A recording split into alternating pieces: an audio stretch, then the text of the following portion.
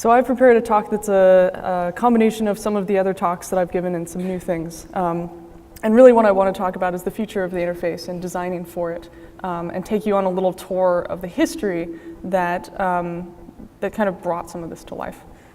So if you could all hold up your phones really quickly, as fast as you can. There we go. Yeah, great. It actually looks really nice in the dark. Great.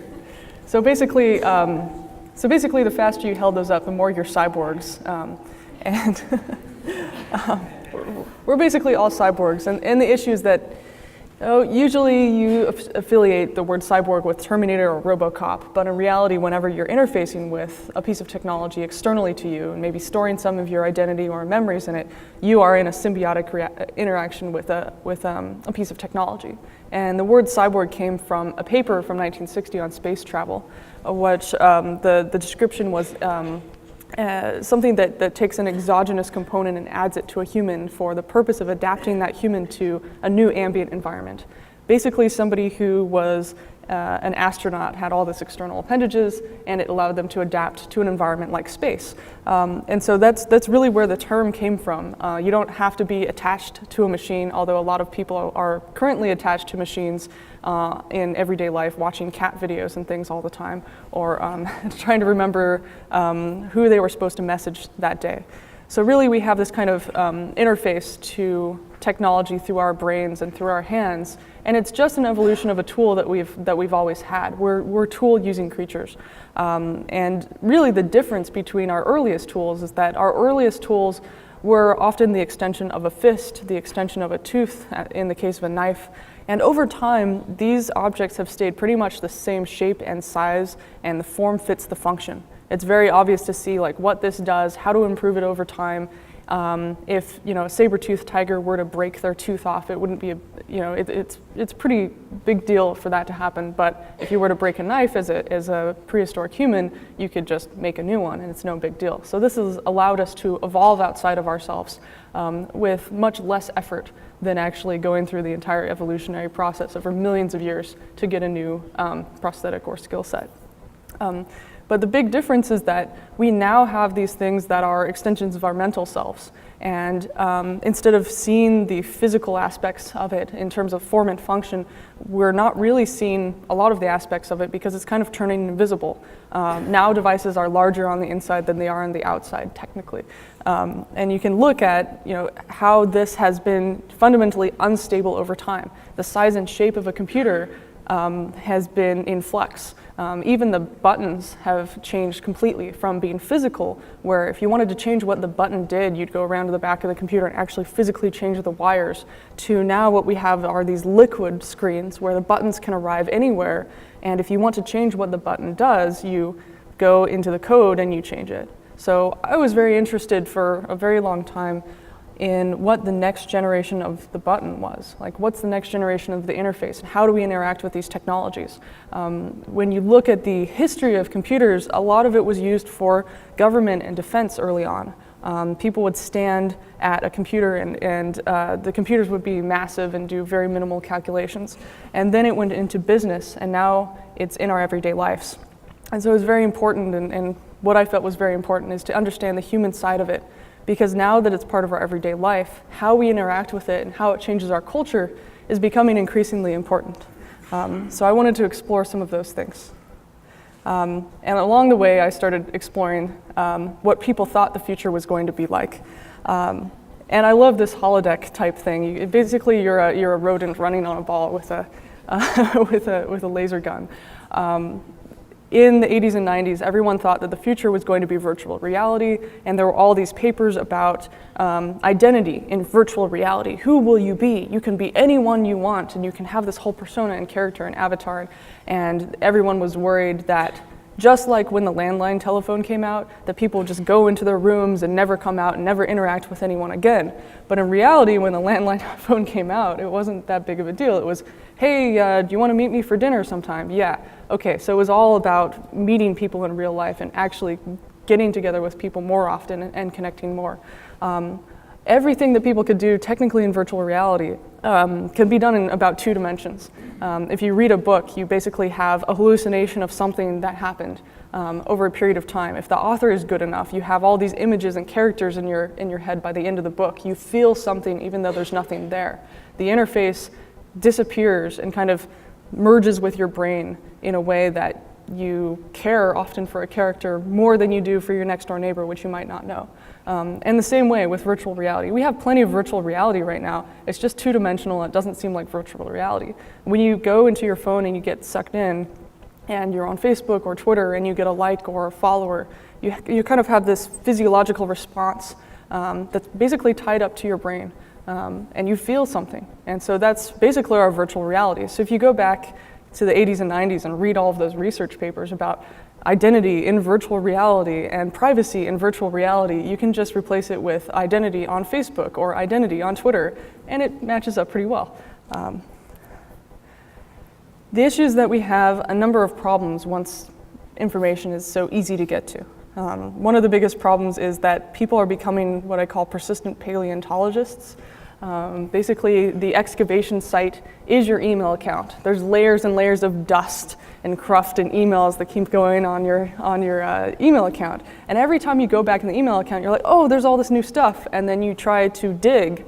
And digging with your tools like search terms is, okay, I need to remember what the subject was and who the person was, and you search and you try to figure out where that email was. And so what ends up happening is a lot of people do this for a significant period of time.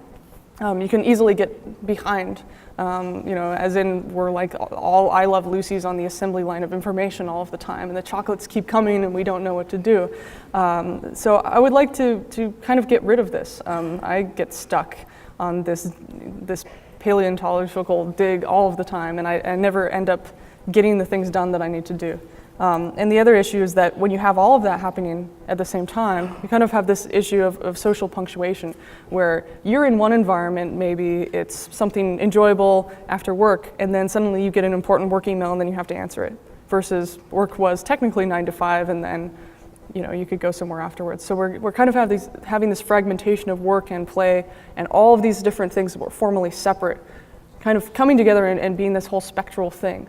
Where there's no really well-defined edges for when something starts and when something stops, or when you're supposed to check email or when you're supposed to not check email. So I looked at kind of the present day and what was going on, and then I also said, well, where did this all come from? And were there people that were very interested in solving these problems? Were there people that were really obsessed with the future that were not necessarily interested in going with the norm and being okay with what was there right then? And I found this guy named Steve Mann. How many of you know about Steve Mann? Great, not too many of you, great. So this is an interesting guy. When he was like 10 and 12, he lived in Canada, he would walk to school past this television repair shop. And one day he went in and he said, hi, can I have a job as a television repair person? And the TV guy who was running the shop, he said, why would you want to do this? And Steve Mann said, well, in the future, I want to miniaturize a television screen and put it into my eye, into a pair of glasses, so that I can, see something on the screen as I walk around. And the TV repairman was like, wow, this is the 70s, and no. and Steve Mann kept coming back every day and said, well, I really want a job at this TV repair shop. And the guy said, well, I'm sorry, you're way too young. And so finally, the TV repairman was like, well, I'm going to stump this kid, and gave him a really hard problem to solve. He said, here's this TV I haven't been able to repair, and if you can repair it, you'll have a job. Thinking, of course, this 10-year-old is not going to be able to repair it. And Steve Mann goes in, and he's like, oh yeah, this is pretty easy. It just fixes the thing. And he says, okay, you can have the freaking job. So Steve Mann's dad was also into wearables. He He understood like clothing and textiles. He was in that industry. So growing up as a kid, fixing televisions, playing with electronics, and then having a dad that's into like textiles and wearable stuff made Steve Mann one of the first people that kind of founded the field of wearable computing. He was very upset that when computers came out that you had to sit in front of them crouched over like this. He said, well, why do we have to conform our bodies to a machine? Why don't we conform the computer to us so that we can walk around and we can be humans and we can do what we need to do versus us just sitting there being like a computer in front of the machine? And he said, my best ideas show up when I'm walking around a park. Like, why can't I have the computer there with me instead of having to rush back home and look at a blank screen? And so he built this apparatus. This was about, I think it was like 40 pounds of equipment that he would wear every single day, starting at MIT in like the late 70s to early 80s. And if you can see, he has a bicycle helmet on with an antenna sticking out of it. He put metallic gel on his hair so that he could conduct a signal from the local building on the MIT campus that he had hacked into and made like a pirate radio antenna on top of so that he could get a signal and hack into the Athena network, which is this local Wi-Fi network at the campus. So for a while, he had this miniature television, as you can see in one of his eyes, that he could walk around. One of his eyes was a camera, so he could like take pictures and then he could see what he was taking pictures of.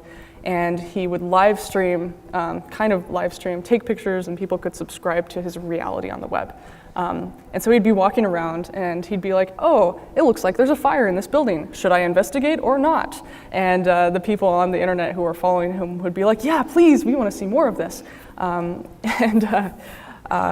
He also had to carry around all these batteries. So he had fanny packs full of batteries, and this entire assemblage was so warm because of all the batteries and cables and wires that in the middle of the winter when it was snowing on campus, he didn't have to wear a coat, which he thought was really cool. The issue is that it took about an hour to get into this every single day, and he wore this persistently. He'd take all his notes in class. It took him about a year to convince somebody else to also wear all this equipment with him. And then he helped, and then his friend could help him wear this computer assemblage.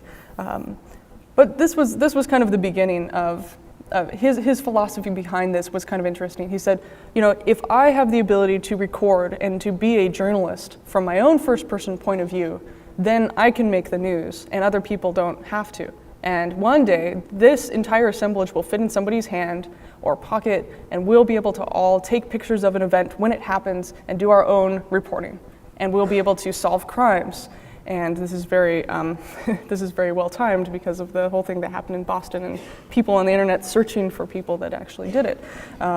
And he said, he called this, instead of surveillance, he said, in the future when technology is democratized, we will have the opposite of surveillance. Instead of looking from above, which is what surveillance is, surveillance, as he called it, is looking from below. So everyone will have this equipment in their pockets and they can do their own reporting. And what a great world that will be. There will be no injustice. There will be great droves of people who can anonymously bring people to justice. It was very prescient, so to speak. So he met his wife while he was putting the metallic gel on his hair to conduct a signal, and he took her out on a date. And their very first date, they both wore cameras and heads-up display glasses, and they ate dinner. And he could see from her perspective the date, and she could see from his perspective the date. And needless to say, it was kismet, and they got married pretty soon after that. So this is actually, he hated advertising. He hated walking around the world and seeing messages that were from other people and not his own messages. So he said, well, what if I could just work? So he worked with this graduate student named James Fung, who built this machine vision system. And the machine vision system basically figured out a certain ad and would cancel it out and then put a white square or rectangle over it to block the ad, and then he could get a text message on top of it. So this is actually his wife sending him a message because she's following him through his heads-up display on her heads-up display.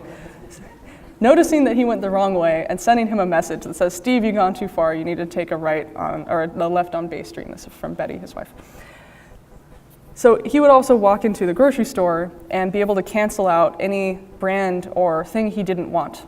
And so every time he walked in the grocery store, there'd be less and less items to buy, and he'd only see the ones he wanted. And he could just get what he wanted, which is a very nice way of doing Adblock for real life. Here's an example of him blocking out a L'Oreal board. Apologies if you like L'Oreal. And he was reading his research paper on top of it, so he's able to just, do research.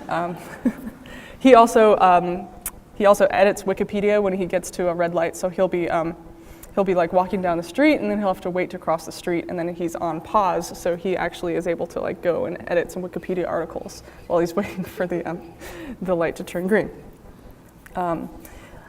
So one of the things that he did, once you can remember a sign through this kind of machine vision system, you could also add a note to it. So he added this note. So every time the Star Market logo was there, his wife left him a message. Every time you see the Star Market logo, send Steve Mann a reminder, just have it pop up on his vision that says, remember to pick up the 2% milk. I would remind you that this system cost about, the rig that he wears currently costs about $500,000, and it's being used for these very domestic purposes. So this is kind of this kind of virtual post-it note type system.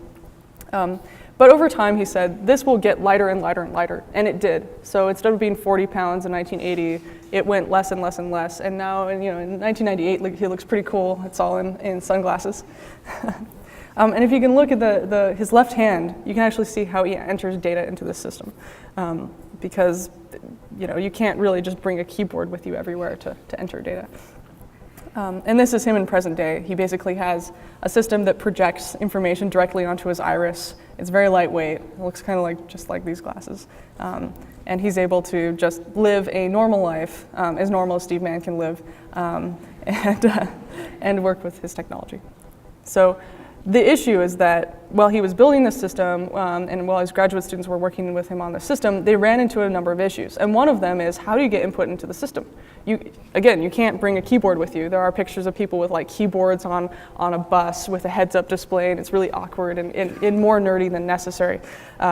So what happens a lot is we get these things in culture called, what I call persistent architecture. It's sorts of things and design patterns and pieces of physical things that stay the same for a long time. And one of those is a mouse. So Doug Engelbart invented this mouse in 1963. He really had it as a stopgap for interacting with information. He said, you should be able to interact with information directly. This is ridiculous. But until we can do that, and there was the light pen too, which was a great way of interacting with information. He said, until that, we have this mouse. And there were some physical limitations of what you could do. His initial mouse was like 20 buttons, and you could do everything with it, and it was amazing. And this ended up being the thing that showed up in reality and stayed and stayed and stayed and stayed and stayed. And now we can finally start to actually interact with data through our liquid crystal screens that we all have in our pockets. But for a long time, this was the thing that was there. And so all of these people making these heads-up displays had to have a way to enter information in. And so this was invented. This is the Twiddle UR Keyboard. It's a one-handed chording keyboard, and you can get up to like 60 or 80 words a minute on it. And you can walk down the street and actually like type a book if you wanted to. So if you're walking through the park and you get an idea, you can type. And there's actually like a little mouse on the top. And then there's Shift and Alt and Control keys. And this is actually the keyboard maps. You can actually type quite well with this. So Steve Mann ran this class at the University of Toronto, and everyone had to take notes in the class through their own home-built wearable heads-up displays and these Twiddle UR keyboard devices. And people got pretty good at it. In fact, here's an image of. So I love these guys. I wish I had been here at this time. I definitely would have been one of the trench coat guys here. All the way on the right is Thad Starner. Thad Starner is working on the Google Glass project. So he's one of Steve Mann's students. You can see the difference in fashion already. Already these tribes of Borgs are starting to split and have their own identities. These are the short leather coat wearing types at MIT. And then you've got the Georgia Tech a chapter emerging for the wearables group. In fact, you can see them again. Thad Starner, like second from Steve Mann. Sandy Pentland, who's great. They're all hanging out at MIT with some of their more complicated rigs. Well, less complicated for some of them, more complicated for them. And you can actually see all of them have these little Twiddler devices in their hands, and they're probably, Thad Starner's definitely typing something or checking his email. Steve Mann is the only one who's paying attention in this picture. So then at Georgia Tech, this is Thad Starner again, he ran a course and started teaching people how to build this, and he wore this thing, as well as Steve Mann, persistently. And so he started to figure out, like, where's the best place to put the screen, how do I type in things, how do I make shortcuts. People would write entire dissertations on their heads-up display faster than they could on a computer because they'd have all these shortcuts for equations and things like that. If Thad Starner wanted to set an appointment with you, he'd just say, oh, what about like next Tuesday at 8? And then automatically enter it in with some keyboard shortcuts, not having to look down at a computer, not having to do it later, not forgetting about it. And so then it basically became, well, we'll get to use all of this stuff, strangely enough, through Google Glass. And the reason the Google Glass is interesting is because instead of all of the other technology that we often see that just forgets history, this is really riding on 30 or 40 years of wearable computing research of people that have actually worn this stuff on their head. And it's not invasive, it's just by default off. And if you want to turn it on, you kind of like nod your head. So that's fundamentally interesting, and this will change how we interact with things. Being able to automatically take a picture if some crazy event is happening and live stream. Everybody will be able to become a citizen journalist if they need to. So this will fundamentally change the fabric of society. And also, probably, people will get beat up a lot for a while, possibly for wearing it. So this reminds me, there's these other kinds of input, right? So a lot of people think of visual input. They say a lot of what we do is visual. You know, you look at a screen, you interact with data, usually visually, and you have some text. But it's very much that way. And a lot of other types of input have kind of been missing over time. One of them is touch, so haptics. So there was this haptic compass belt that was invented. It's basically this belt that you wear, and it has piezoelectric buzzers in it. So basically, there are like these 12 little buzzers in this belt, and it buzzes persistently in the direction of north. It's called the north paw. So you always know which way is north, no matter where you are. And it actually, instead of you seeing where you are all the time or having to bring up a map, you actually compress all of that direction and sensing into another sense. You basically get a sixth sense through wearing this belt. And the guy who wore it in Germany for like 6 weeks straight noticed that whenever he left home on his bike to work, he always knew where his house was. He had this entire spatial awareness that started to emerge. He knew where his home was, he knew always where north was, he knew where all these different landmarks were, and it even showed up in his dreams, which is why he stopped wearing it after a while. He would go to sleep at night and he would know inherently, he'd be riding his bike and he'd feel where north was in his dreams.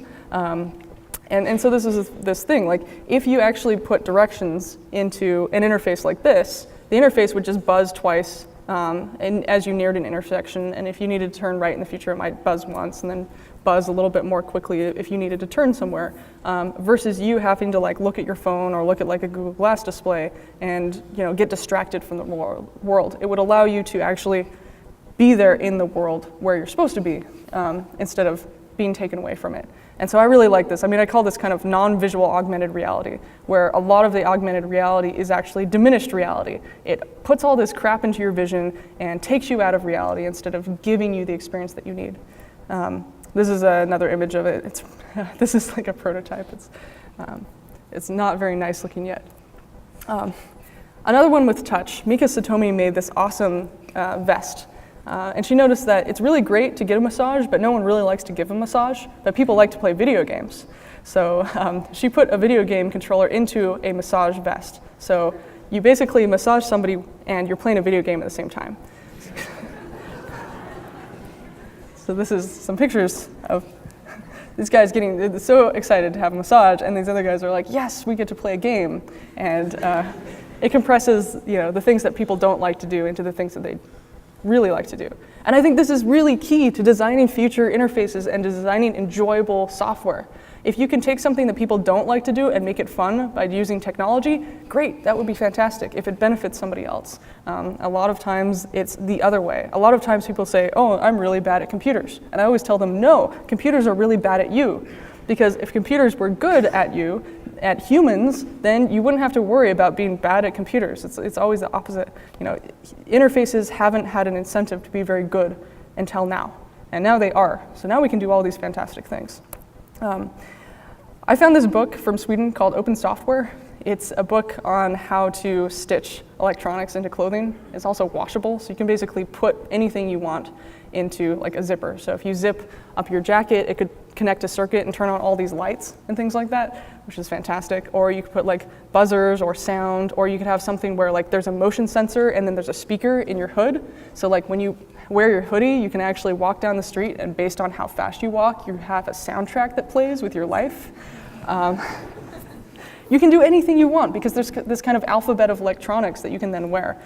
If you want to download this and build anything, makes it super easy to do anything you want with wearable computing. You just have to have a thread that conducts a signal. So it's like conductive thread that you can buy. And this is just like the chapters. It's like, here you go, you can sew an LED onto your jacket. And then there's a soft push button, and like if you clamp it, then you have all the LEDs light up. It's fantastic. And this is just made for free by these kids in Sweden, and it's just so clear and so clever.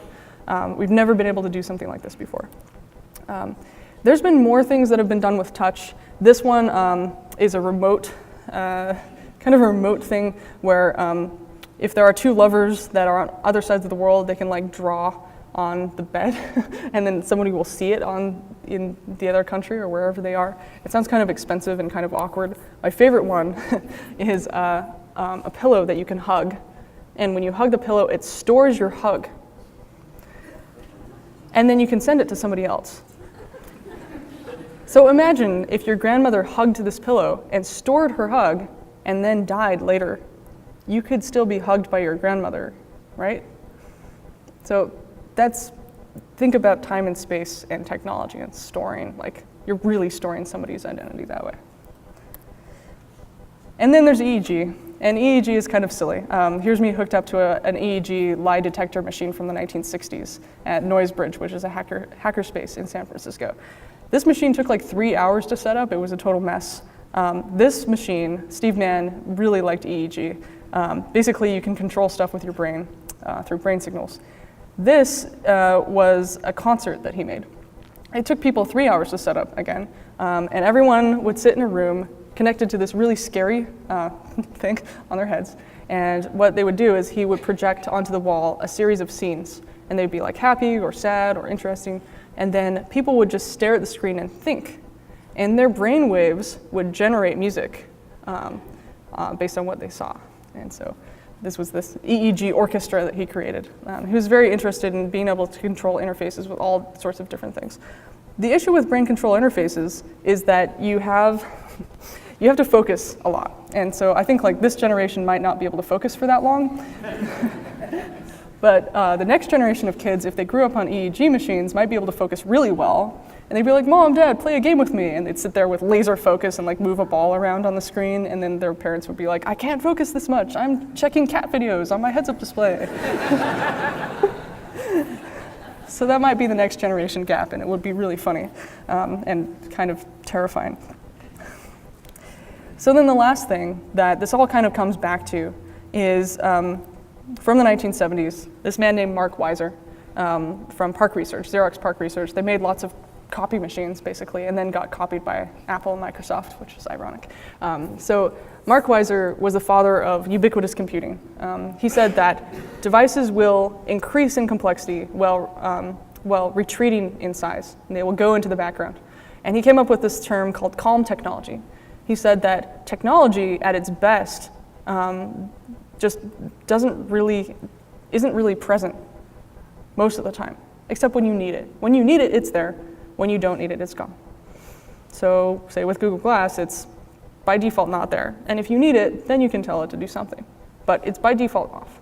And so he came up with the idea that, with calm technology, your actions are a button. So people had these active park badges at Xerox Park, and you could wear them And when you walked into Xerox PARC, because it took like 5 minutes for a computer to start up at that point in time, you'd walk into the building, it'd automatically know you were there. The building would say, hey, computer at this guy's desk on the 3rd floor, turn on. And by the time you got your coffee and had some small talk, you walked upstairs, your computer would be on. So basically you were the button, and you doing something turned something on. And really this is the next generation of the interface, this calm technology. And this is what I had been obsessing over for like the last 6 years when I finally stumbled on this. It was, okay, so we have solid buttons and then we have liquid buttons. Well, the next part is to have a button in the air. Well, how do you make a button in the air? How do you trigger something to happen when there is no interface? And so I kind of determined that this would be this kind of invisible button, that you could put an invisible button on a map somewhere and then have your phone detect where you were geographically.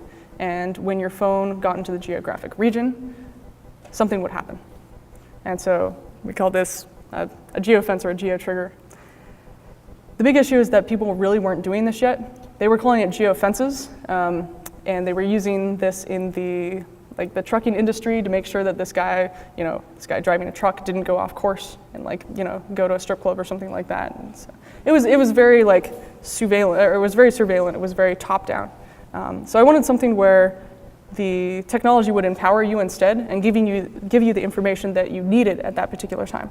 So this is this kind of invisible button. And so that's the last input that I'll be talking about, that's input in the future of location. So I started researching, well, what happened after Steve Mann? So he had these things where you could leave a location-based message technically through using machine vision to figure out if you were at a certain place by a logo and then giving you a message on a heads-up display. And I thought, well, that costs like $500,000 to implement and prototype. We don't have that kind of money. Can we just build something like this for fun in our free time? So I started researching. And there were all these little companies that were raising lots and lots of money to build something like this. They said, okay, here's an old phone, and it's really hard to download this app. And after 30 minutes, you can download this app, and what it does is check if you're in a place and give you a location-based message when you get there. So this woman wrote this paper called "Because I Carry My Cell Phone Anyway: Functional Location-Based Reminders." And this got put up on a website and put into the news. And everyone at the bottom of the news article was like, "No way! We would never want location-based reminders. This person is wasting our tax money to do this research." I said, wow, I guess people are really not ready for this yet. And what happened when the iPhone came out and when the Android came out is that there was GPS on these phones. And basically the phones were just a bundle of sensors. And you could do anything with these devices. And you could download apps really easily because there was a marketplace. So I said, okay, maybe this is the proper time to do this. Because it's not fair that only a few people had this in the 70s, and now it's the future, and we don't have this yet. So I was like, where's my geofence? This is not fair. So then I met Aaron, and Aaron is the person that I started this project with. And he was walking around with this physical GPS logger, which sucked because he had to sync it to his computer every night. And then he got a Windows Mobile 6.5 with a GPS module and started running around with this. And he was tracking his location at 5-second intervals. Every time he would leave a building, he'd turn the GPS tracker on. Every time he'd come back to a building, he would turn it off. It was very tedious. But he got this amazing map out of it. This is 2.5 million data points. You can see him driving around really slow in Chinatown trying to find parking.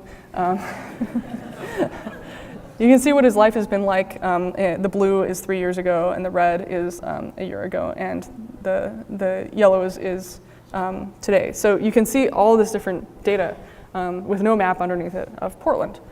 And you can start to do interesting things when you have that much data about yourself. I also tracked my location. I had broken my ankle, so I didn't move around that much. And I put this little GPS tracker phone in the boot that I was wearing. And instead of turning it off when I got to a place, I left it on. And so you could actually see the dwell time, how long I stayed in a place, and how the places that I went. And I didn't go that many places, as it turns out. So what Aaron started to do, and what I had been talking about for years, was your phone should know where you are and give you location-based information based on where you are. And so these are kind of all the different buttons that were set up in the original system. You've entered Northeast Portland, your phone would tell you. Or you've entered Southeast Portland. It's kind of no duh, but it was a test of the system. So when I got back from New York with this little GPS tracker that I was using, I suddenly started getting these messages Amber's on the Burnside Bridge. And Then there was this interface that said, leave a location-based note for me anywhere. And it wouldn't tell you where I was. It would just say, you're likely or not likely to receive this message. And so I just opened it up. I said, leave me a GeoNote. So it was like caseorganic.com/GeoNote.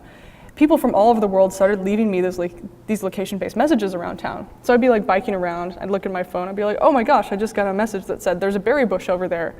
And I was like, oh my gosh, okay. So I'd go and like eat a bunch of berries and then I'd like try them again. And like one of them, it was like, hey, our entire 5th grade class is checking out your software. I was like, wow, everybody's watching my location, but they can't see it, but they're sending me messages. This is so strange. And so this is this amazing thing. I was like sharing reality with people. I was able to subscribe to other people's realities, basically. And they were saying, hey, this is the Burnside Bridge. This many people go over it. Or they'd leave information about their office or a building, or they'd say, hey, here's the access code for my office. If you're in the area, just like tap the code and come by between 9 a.m. and 5 p.m. So I'd go and visit people. I'd be like, hey, you left me a GeoNote. I'm here. They'd be like, wow, it worked. Also awkward. You could receive it like 2 months later, and then they'd be like, we're not here anymore. Who are you? You're crazy. So basically, this made my phone a remote control for reality. And increasingly, our phones are remote controls for reality. We use them to do certain things. Here's an example of Aaron's GeoNote map. So I left him a message that says, watch out for the giant sea creatures that live in the Willamette in case he ever showed up in the Willamette, which he hasn't yet, so I don't think he's received the GeoNote. But again, I didn't have to know where he was going to be. I just saw that based on the last 30 days of history, he'd be very likely to appear there at some point in the future. And so that kind of preserved his privacy, right? Instead of saying, this is where people are and this is where you should leave notes. I also started leaving myself GeoNotes for my future self. It was like, be at all times useful to your future self. So I'd know that I'd be going to San Francisco. I'd leave a note at the airport. And when I would get off the plane and turn on my phone, I'd get a note that said, hey, you need to take this transit system. So I'd get on the transit system, and then 3 blocks before my stop, I'd leave myself another note that said, get off the bus. And so I'd sit there in the bus and not look at the blue dot on my map, but look out the window, get a buzz, look at my phone. Oh, I need to get off in 3 stops. Wait 3 stops, get off. The minute I got off, I'd get another note that said, here, oops, sorry. I'm too excited here. The minute I would get off the bus, I would get a note that said, here's the address of the place that you need to go to, and then I'd walk to the place. The entire time, I wouldn't have to look through my email and say, oh no, how do I get to this place? Or, oh no, I remember that I left this note on my phone somewhere from this guy that said, here's how to get to my house. The entire time, all the entire system was calm, right? I didn't have to be this paleontologist digging through everything. I was just allowed to be a normal human. And I think that is really important, that this should make your life calm, that you shouldn't have to dig through things all the time, that this should help you out. So we started making this into a service because people wanted it, and so you'd say, okay, you can leave a message for somebody when they're entering a place, or when they leave a place, or when they're at a place for a long period of time. So it's like, if you've been at your house for 3 days, send your friend a message that says, hey, this person's been at their house for 3 days, you better check on them and like take them out, like make sure they're social.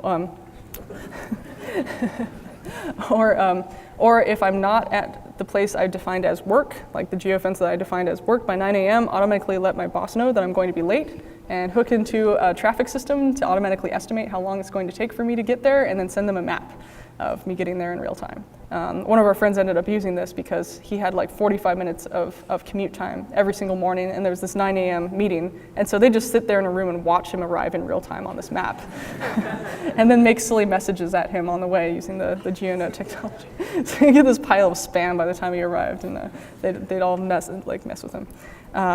But what we realized is that you can't have GPS running on your phone all the time. That's ridiculous. You get battery drain, and no one can do that. And so this stupid battery drain was getting in the way of our future, and we wanted this future. And so we're like, well, we're going to have to solve the battery drain problem. So we made this like tracking profile, this whole series of algorithms that would ramp up your GPS when you got near a piece of content or geofence or geotrigger, and then would ramp it down when you got away from it. And there's like 40 different variables that we had to put into the system, and it was very tedious, and it took us like 2 years to build, and we're still working on it. But solving this fundamental problem, we realized this was in the way of the future. And if we could solve it, it would open up this whole new world of opportunity, and everyone could have this cool future that we liked that was really started in the 1970s at Xerox Research, and it was totally unfair that people couldn't have that. So we started building all these little things on it. So Aaron made this thing where when you get home, it automatically, your phone knows you're home and turns on your lights for you and welcomes you home, and then like turns off the lights when you leave. We took all of the geocoded Wikipedia articles on Wikipedia, all of the different buildings and landmarks and parks, we put them into a service, and then you could walk around town, and without having to look at Wikipedia and say, oh, I really want to check out this building, that data that was formerly stuck on the internet, that wasn't attached to anything, would suddenly be delivered to your phone. And you'd be able to get this information where you were when you needed the information or when it was interesting. So I was walking down the street one day and I got a note. And I was like, okay, what's this note? And it said, world's smallest park. And I said, I was looking around, I was like, I don't see this park. Like, where is this park? And I read the Wikipedia article, and it's like, this park is in the middle of an intersection, like down by the waterfront. So I walk over, and the park is like this big, right? And I would have never been able to know that there was this world's tiniest park unless I'd been walking around and got this notification.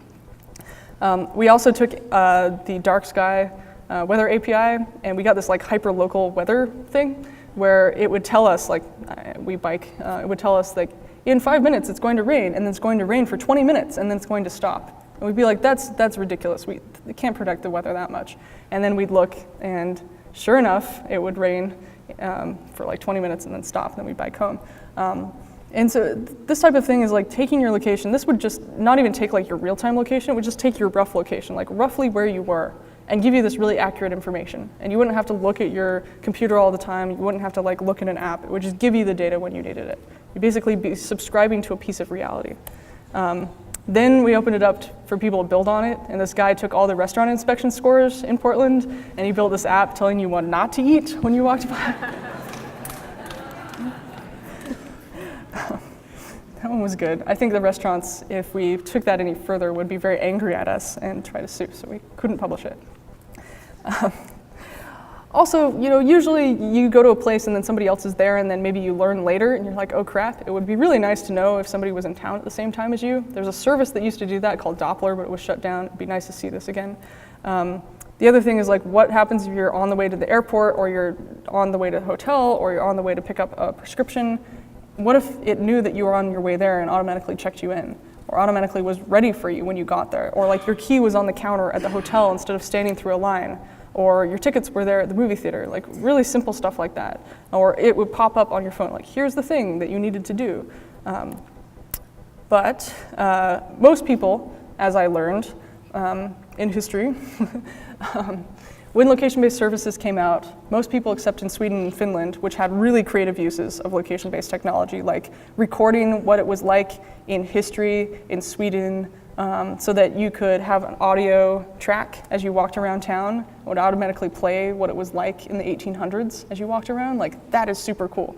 Most of the people in history, and I saw like this intense graveyard of all these people being like, let's just put ads on stuff. So people are gonna walk down the street and they're gonna get an ad. I've got a great idea. Oh man. I mean, we made some sample code and people can use this and people can put ads on stuff.